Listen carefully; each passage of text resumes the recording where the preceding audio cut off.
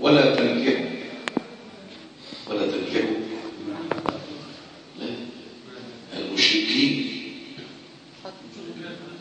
المشركات حتى يؤمن. ولأمة مؤمنة خير من مشركة ولو أعجبتكم ولا تنكحوا المشركين. خلاص. صدر الآية حرم أن واحد مسلم يتزوج الواحدة خواجات على غير ملة الإسلام. ولا تنكحوا، مش كده؟ ولا تنكحوا مشركات حتى ايه؟ يؤمن. خدنا من الآية دي يا أستاذ. حرم الزواج بأهل الكتاب. صح ولا مش صح الكلام ده؟ طب لو واحد حافظ البقرة ومش حافظ بقية القرآن يبقى هيفتك ايه؟ لكن يفاجئ في الآية رقم 3 في المائدة. برافو أسلامك. في الآية رقم 3 في المائدة ربنا سبحانه وتعالى يقول ايه؟ اليوم لا، اليوم أحل لكم الطيبات. مش كده؟ وبعدين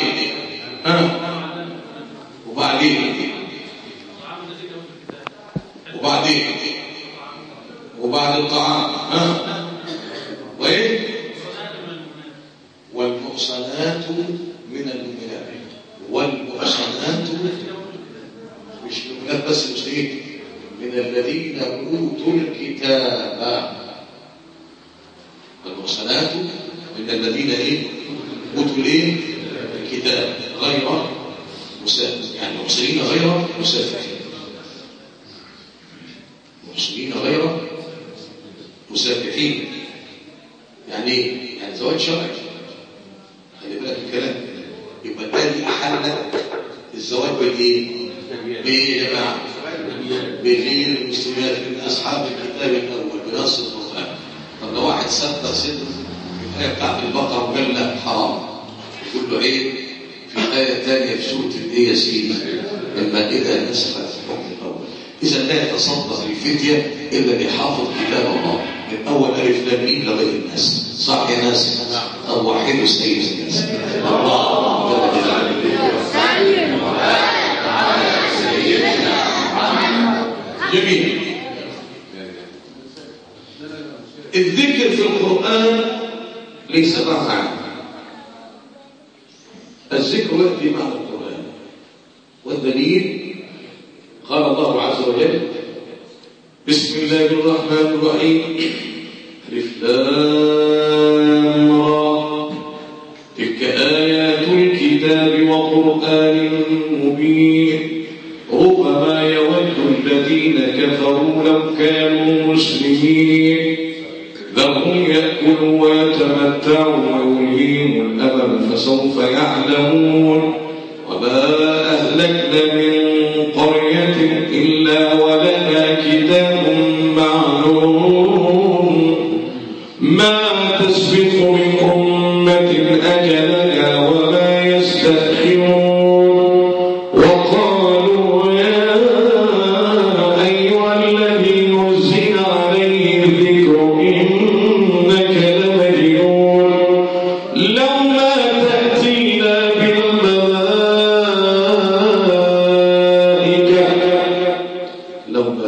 بالملائكة إن كنت من الصادقين. ثم يقول الله: إنا نحن نزلنا الذكر وإنا له لحافظون.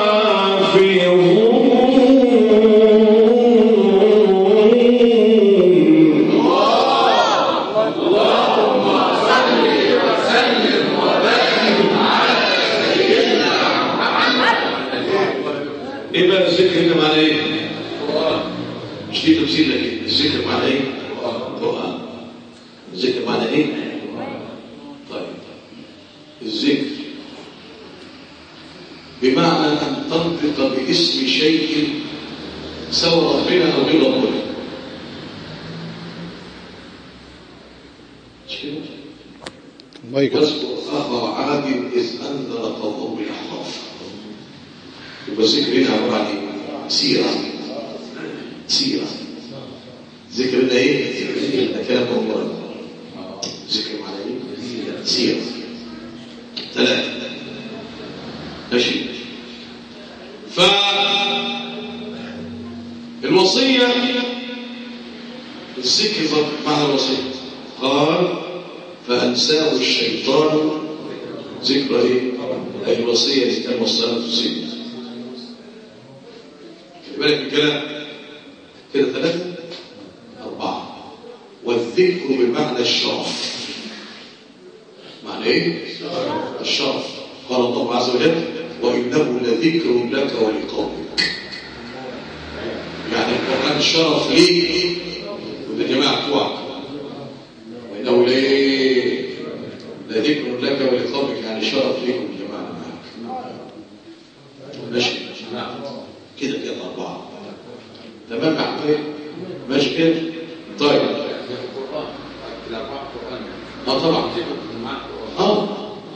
مش كده؟ جميل. فرقم 4 قلنا ذكر القرآن كده. رقم 5 كده. رقم 6 الذكر مع الصلاة. قال ربنا سبحانه وتعالى وذكر اسم ربه فايه وصلى. وذكر معنى ايه؟ الصلاة. والصلاة لذكر الله.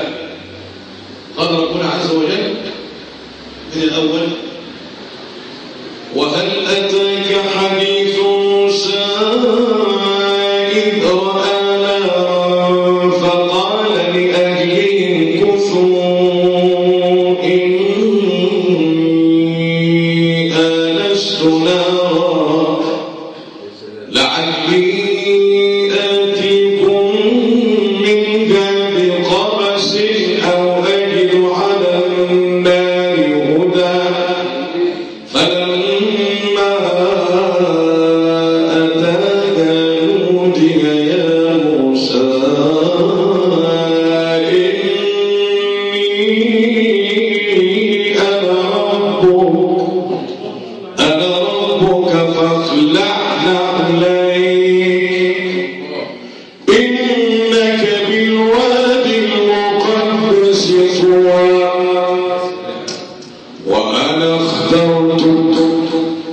وأنا اخترتك فاستمع لما يوحى إنني أنا الله لا إله إلا أنا فاعبدني وأقم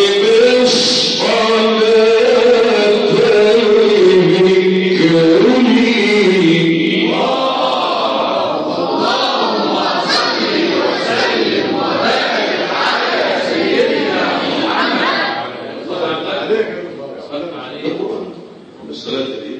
الصلاة دي تذكر اسم ربي كده 7 معاني. 8. والقتال ذكر فإذا لقيتم فئة فاثبتوا واذكروا الله. لو ذكرت الله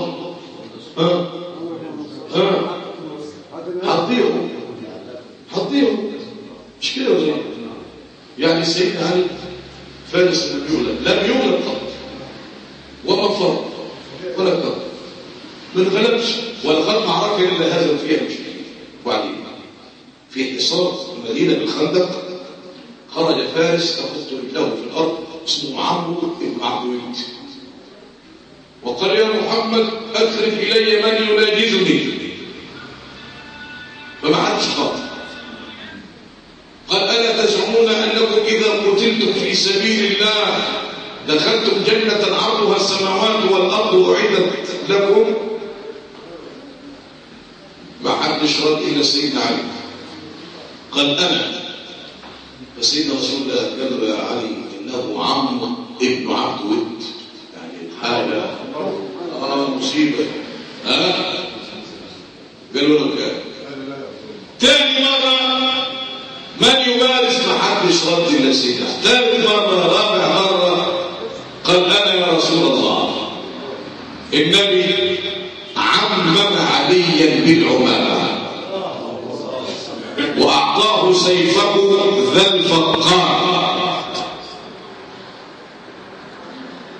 ويذكر على علي الله الواحد القهار بتنزل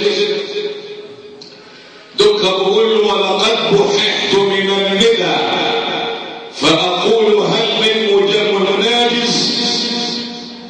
سيدنا علي قال ولقد أجابك بها علي فتعال هنا كي تناجز. أشعار طويلة طويلة عشان من يعني. فعندئذ قال يا علي إني لا أحب أن أقتلك لأن أباك كان صديقي وحبيبي. فروح علي قلت له فين انت لسه؟ سيدنا علي شويه طويل، كان ربعا بين الرجال بس كان عظيم المشاش العظم وعظيم الصدر. النبي مش كان له بطن، لكن سيدنا علي كان عظيم الصدر وعظيم البطن. فواحد ايراني يقول له مزرعه اكشن يعني بطنه كبير، ففكروا ان هو مش عارفها زي واحد خواجه بيشتم واحد مصري. فرد عليه قال له لا جرم صدر اتسع للعلم وبطن اتسع للطعام.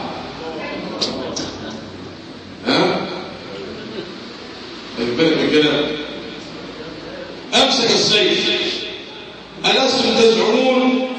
قلنا لا نزعم، بل أنا سأدخل الجنة إن شاء الله وأنا سوف أعجل بك إلى النار إن شاء الله. وذكر الله ضربة من هنا وضربة من هنا، وكان الرجل تحط رجلاه من على الأرض حتى أسقطه من على فرسه وتناجزا أرضا. فضرب الإمام علي هذا الرجل ضربة أثبتته في الحال، فكبر المسلمون الله أكبر الله أكبر الله أكبر. بعد ذكر الله كان هذا القتال وانتصر. يا أيها الذين آمنوا إذا لقيتم فئة فاثبتوا واذكروا الله. صح ولا مش صح الكلام ده؟ ولقد أتاني منهم فارس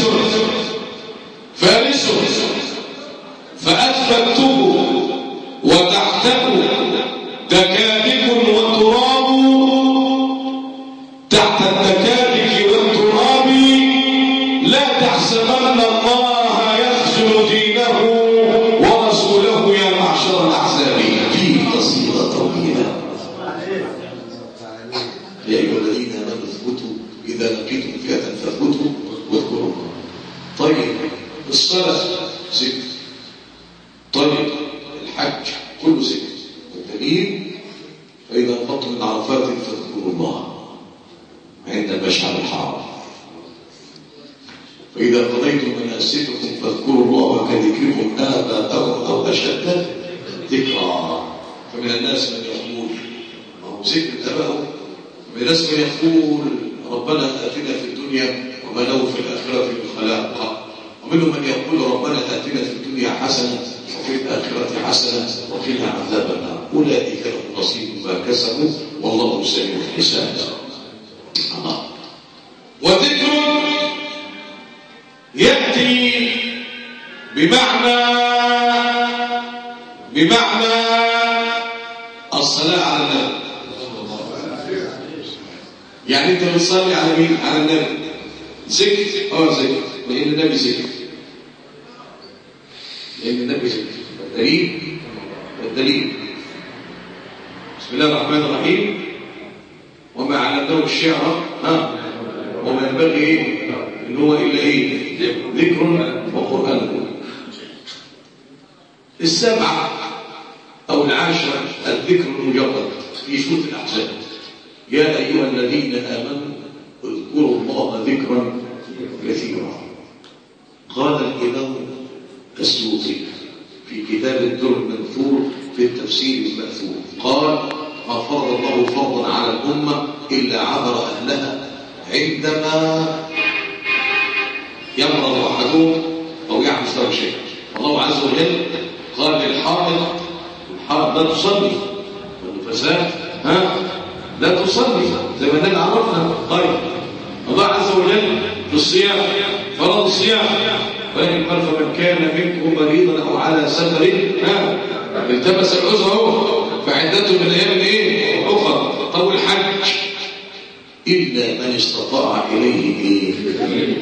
مناسك ليس له وجه. فمن لم يستطع أن يذكرني قائما يذكرني قاعدا، ومن لم يذكرني قاعدا يذكرني على ايه؟ على جنب. 11 ذكر اللسان. ذكر ايه؟ اللسان. ايه ذكر اللسان؟ اهو سيدنا موسى عليه السلام طلب من ربنا يصحح لسانه لانه متربي في حي فرعون، وبعدين هو صغير بعد ما رجع بعد ما رجع عنده 2 3 وآل إلى القصر الفرعوني. فرعون بيقول كده بربط فيه يهشك فيه، فراح ماسك لحيته فقبض علي فنتفاهم. قوة بقى من الله عز وجل. يا حضرة الملك ده عيل صغير، ده هو ده اللي على جماعة العرافين يعني قالوا أن ملكي سيسود على يديك. لا صغير بيسمع حاجة. ودته الناس معاه على السرير بتاع الفراعنه، انت عارفين سراير راح مسك احد الاعمده، هو طفل صغير.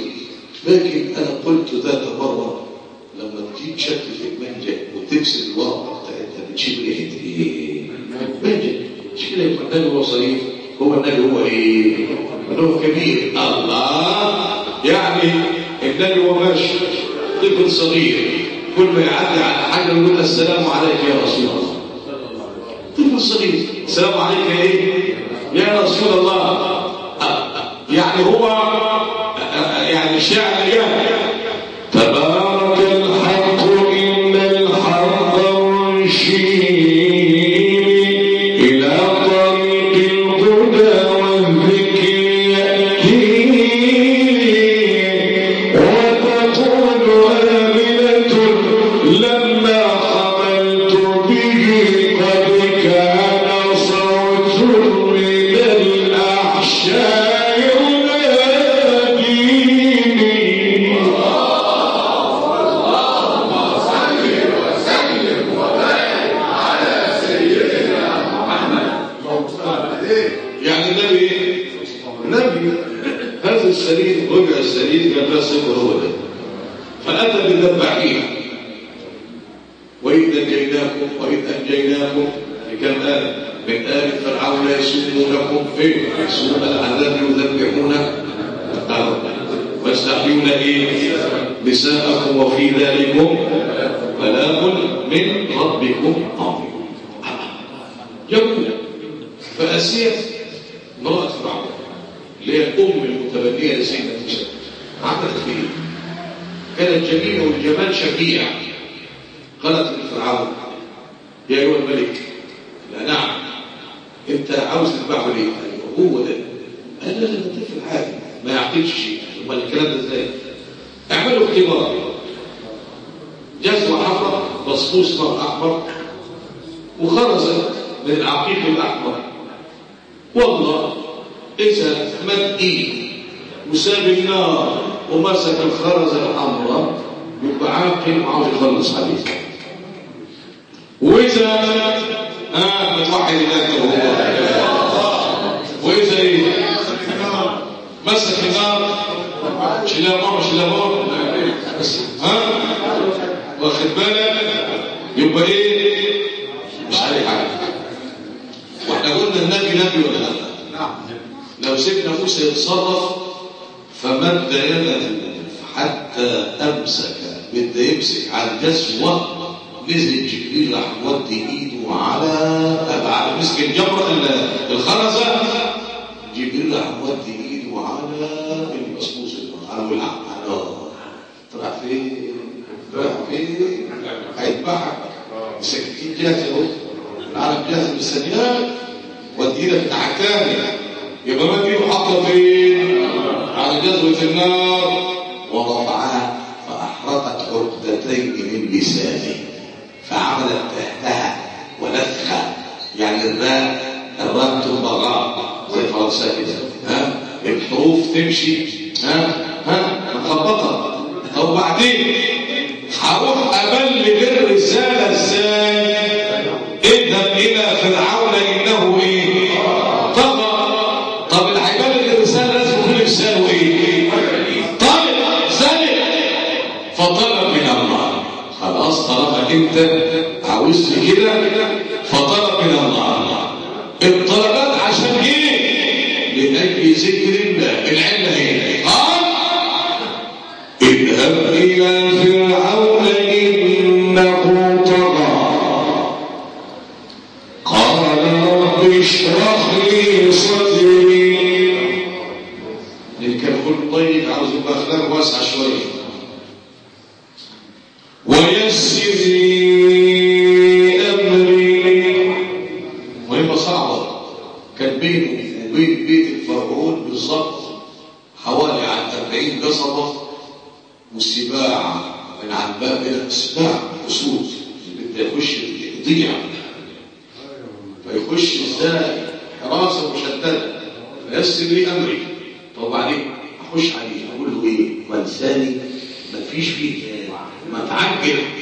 واحلل عقدة من لساني. هي عقدة واحدة ولا عقدة؟ واحدة ايه؟ عقدة من ايه؟ وده أدب.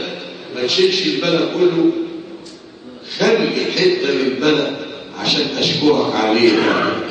وخلي خد الباقي عشان أذكر غيرك بيها. اللهم صل وسلم وبارك على سيدنا محمد. النهارده والله جديد في جديد، كله جديد في جديد. الحمد لله. يعني ربنا لو شاء قال واحلل العقد في اللسان. اللسان كله عقد. لكن انت طلبت ربنا اجابك ما تحل كله. قال لا لا لا لا اشتي بس حته اتكلم بيها وخلي حته اشكرك عليها. يا سلام يا سلام. شفت الكلام؟ شفت الكلام؟ قال واحلل عقدة من لساني علشان يفقهوا قولي. يفقهوا ايه؟ عشان الكلام مش واضح.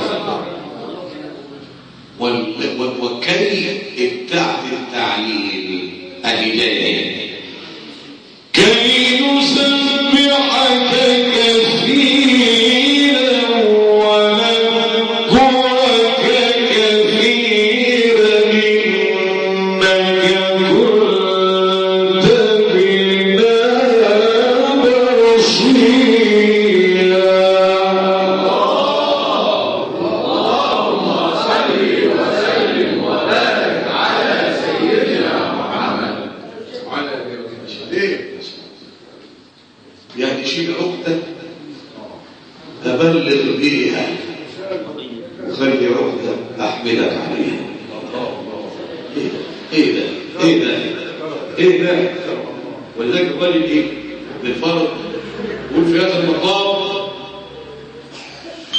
في هذا المقام وكل الجهات الست تحتي تحولت بما تم من حج ونسك وعمرة.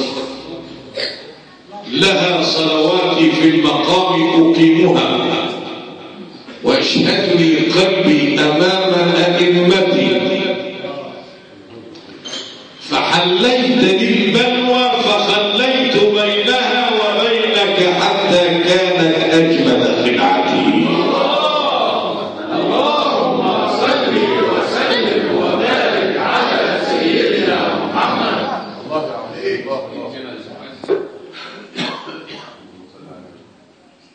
ودخل المسلم يبقى هنا العلة للذكر. اشفيني كي يسبحك كثيرا. وايه؟ بس الذكر ده ايه؟ اللسان. باللسان. بالايه؟ باللسان.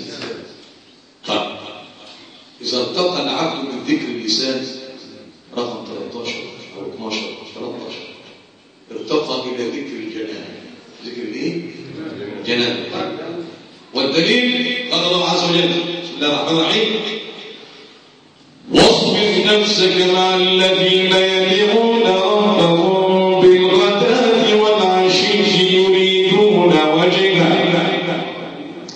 ولا تعد عيناك عنهم تريد زينة الحياة الدنيا ولا تطع من أغفلنا قلبه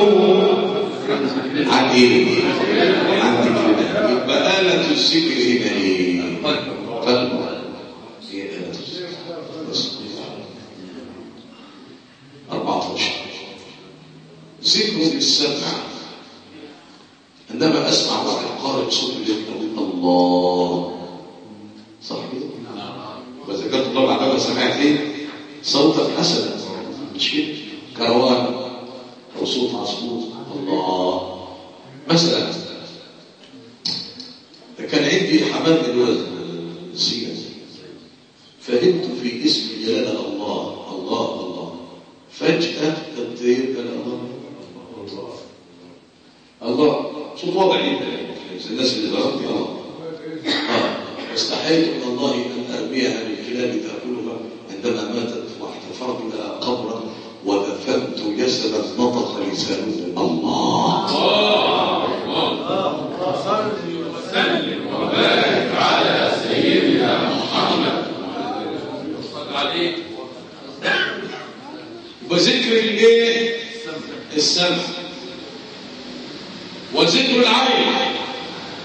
انت لما تبص لصوت سيدنا الشيخ الشعراوي بتقول ايه؟ الشيخ ابو هاشم الله، الشيخ عبد الحليم محمود الله، واذا رايتهم ذكرت الله. ودي علامه الولايه، لان الترمذي قال عن رسول الله من هم اولياء الله؟ قال الذين اذا رؤوا ذكر الله. العكس، لما واحد يشوف واحده عريانه وفي منظر الشيخ هيذكر ايه؟ هيذكر الشبر؟ وعلى النقيض اللي هيشوف واحد من العابدين هيذكر ايه؟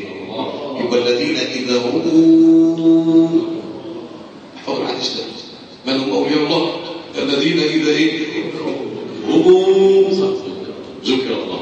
ماشي كده 14 ذكر العين وذكر الاذن وذكر اللسان وذكر الايه؟ القلب. كده 15. وايه اللي جاب لك الدليل بتاع الانف والاذن والحنجره؟ ما هو جاي من القران. قال الله عز وجل بسم الله الرحمن الرحيم قال هذا رحمة من ربي فإذا جاء وعد ربي جعله دكا وكان وعد ربي حقا وتركنا بعضهم يومئذ يموج في بعض ونفخ في الصور فجمعناهم جمعا وعرضنا جهنم يومئذ للكافرين عرضا الذين كانت أعينهم في غطاء عن ذكري وكانوا لا يستطيعون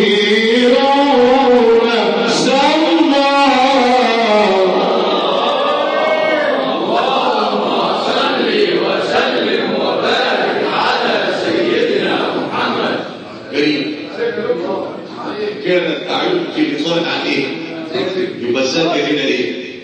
إيه؟ العين كانت أعين في غطاء عن إيه؟ يبقى الذاكر هنا إيه؟ إيه؟ وكانوا لا يستطيعون سمعا بإيه؟ أسمعين يعني. وذكر الروح تاج، وهذا يكون مع الخلق بجسده وكل ليلة بالروح مع ربه.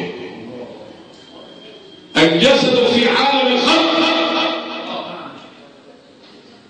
والروح في مياه التوحيد بالغمر. بالغمر لأن استغراقها وبدأها من عالم الأمر. يسألونك عن الروح من الأمر يا أخي. يبقى هي في سبحات الأنوار في غمر لأن بدأها ونهايتها في عالم الأمر. وإذا ما ذكرت الروح إلا وجاء كلمة الأمر ألف ميم ليه بعدها حتى أهي إن أنزلناه في ليلة القدر فيها خلاف تنزل الملائكة والروح فيها بإذن ربهم من كل إيه؟ يسألونك عن الروح من سورة النحل الله تعالى قال أتى أمر الله فلا تستعجلوه سبحانه وتعالى عما يشركون ينزل الروح من أمره على من يشاء من عباده اللهم صل وسلم وبارك على سيدنا محمد. ست فرض نظرات بس ما ينفعش تشرع على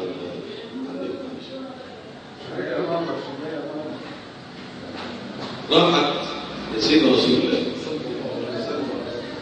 من عليا ما قام ليلة الجمعة لتنبه فوتها ولكني قمت الليل كلها ثبت من مين؟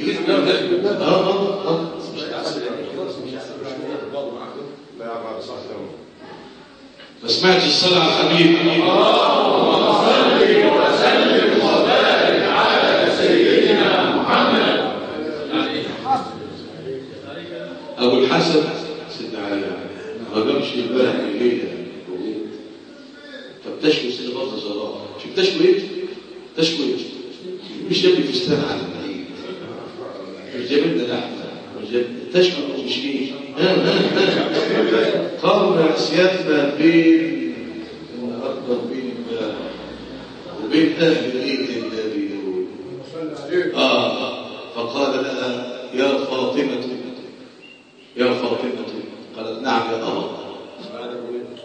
يا أبا نعم قال لها وما أدراك فإن روح علي جابت الأرض والسماوات حتى قام ليلها بين السبع سماوات بقدرة الله رب البريات. اللهم صل وسلم وبارك على سيدنا محمد.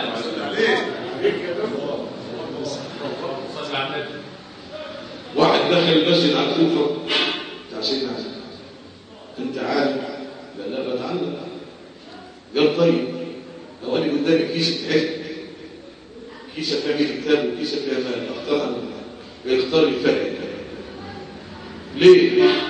لأن العلم أفضل من المال. طب ليه؟